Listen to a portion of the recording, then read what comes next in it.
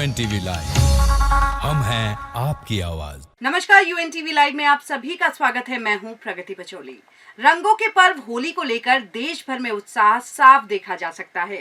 जहां एक तरफ बाजार पूरी तरह से सज चुके हैं, तो वहीं दूसरी तरफ घरों में भी होली को लेकर तैयारियां शुरू हो चुकी हैं। लेकिन इस बार होली के पर्व से एक दिन पूर्व होने वाले होलिका दहन को लेकर लोगों में असमंजस की स्थिति बनी हुई है। आखिर होलिका दहन को लेकर यह असमंजस की स्थिति क्यों है और इस बार होलिका दहन का शुभ मुहूर्त क्या है, चलिए सबसे पहले आपको यह बता देते हैं। रंगों के पर्व होली से एक दिन पूर्व होने वाले होलिका दहन की तैयारी त्योहार से 40 दिन पहले ही शुरू हो जाती है। होलिका दहन के लिए लोग गली मोहल्लों और चौराहों में सूखी लकड़ियां, पत्ते जुटाने लगते हैं।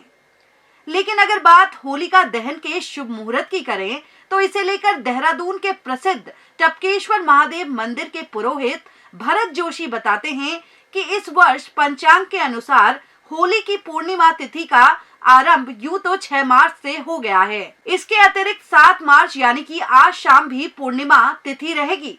लेकिन क्योंकि 6 मार्च की शाम 4:19 से भद्रा काल लग गया था, जो आज सुबह 5:17 तक रहा, इसीलिए भद्रा का साया हट जाने के पश्चात आज शाम ही होलिका दहन किया जाएगा। होलिका दहन के शुभ मुहूर्त की बात करें तो आज शाम 6:24 से रात 8:51 तक होलिका दहन किया जा सकेगा। इस मुहूर्त में होलिका दहन करना जातकों के लिए बेहद ही शुभ रहेगा। होलिका दहन में अनेकानेक भ्रांतियाँ हम सभी के मध्य में है कि होलिका दहन 6 को करना चाहिए या 7 को करना चाहिए। तो कुछ लोगों ने 6 को भी होलिका दहन किया है, किंतु जैसे कि हम सभी को ज्ञात है 6 तारीख को संध्या काल में 4:17 से यह पूर्णिमा तिथि प्रारंभ हुई और 7 तारीख को 6:19 तक यह तिथि पूर्णिमा हमारी रही है। तो इस प्रकार, किंतु उसके साथ ही 6 तारीख को 4:19 से भद्रा काल भी प्रारंभ हो गया, जो प्रातः 5:17 तक रहा है। तो जैसे कि हम आप सभी को ज्ञात है कि भद्रा काल में कोई भी पर्व मनाना शास्त्र विधि के अनुसार शुभ नहीं माना जाता है। विशेषकर होलिका दहन, रक्षाबंधन आदि पर्वों को इस काल में नहीं बनाना चाहिए। तो ये तो हो गई होलिका दहन के शुभ मुहूर्त की बात। चलिए अब आपको होलिका दहन के पौराणिक इतिहास से भी रूबरू कराते हैं और बताते हैं कि आखिर पौराणिक काल से होली के एक दिन पूर्व मनाए जाने वाले होलिका दहन की प्रथा को लेकर क्या मान्यता है। होली से एक दिन पूर्व होलिका दहन का यह चलन आज से नहीं बल्कि पौराणिक काल से चला आ रहा है। द्वापर युग में भी इसका चलन था, लेकिन होलिका दहन को लेकर पुराणों के अनुसार जो सबसे प्रसिद्ध पौराणिक कथा है वह दानवराज हिरण्यकश्यप, उसकी बहन होलिका और पुत्र प्रहलाद से जुड़ी है।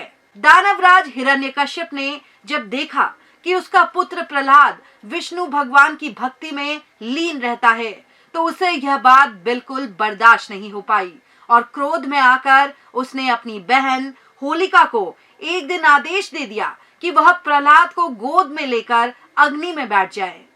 बता दें कि होलिका को वरदान प्राप्त था कि उसे अग्नि नुकसान नहीं पहुंचा सकती, किंतु हुआ इसके ठीक विपरीत। जब होलिका विष्णु के भक्त प्रहलाद को अपनी गोद में लेकर अग्नि में बैठी, तो भक्त प्रहलाद पर तो अग्नि का कोई असर नहीं हुआ, लेकिन होलिका खुद जलकर भस्म हो गई।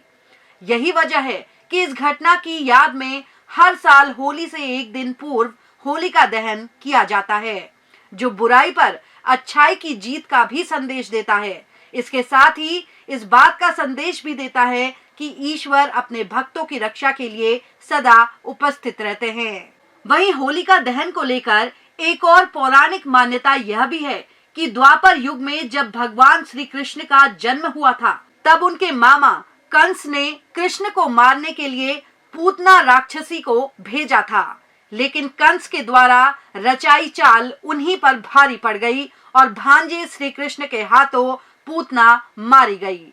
मान्यता के अनुसार श्री कृष्ण ने पूतना का वध फाल्गुन पूर्णिमा के दिन ही किया था और इसी खुशी में नंद गांव की गोपियों ने बाल श्री कृष्ण के साथ होली खेली थी। होलिका दहन के शुभ मुहूर्त और होलिका दहन के इतिहास को लेकर हमारी ये रिपोर्ट आपको कैसी लगी, हमें लाइक और कमेंट करके जरूर बताइएगा।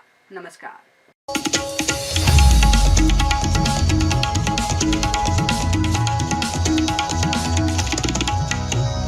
UNTV लाइव, हम हैं आपकी आवाज।